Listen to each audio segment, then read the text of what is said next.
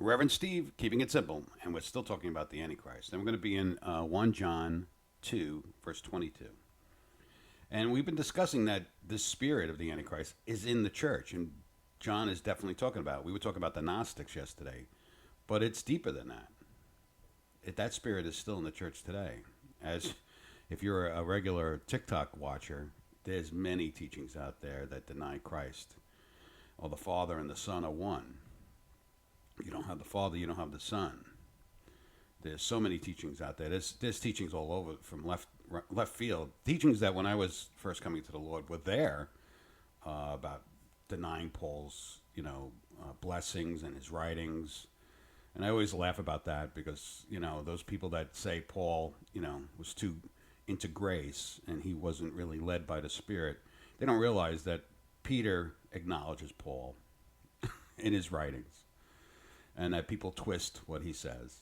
So that's the spirit of that Antichrist that's in the church, that's denying the grace and the beauty of Jesus Christ and who he is and his deity.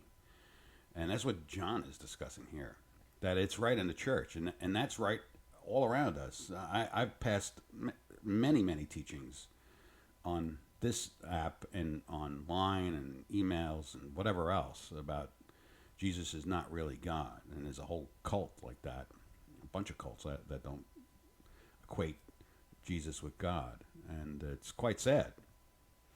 And there's a whole religion out there that doesn't equate Jesus with God. So they acknowledge him, but they don't equate him with being a deity, being God himself. And that is the spirit of the Antichrist. You see how widespread, when you think of it that way, and you think of that spirit of the Antichrist, how widespread it is. Besides just non-believers, it's people that profess to believe that are just as fooled. So let's get into this.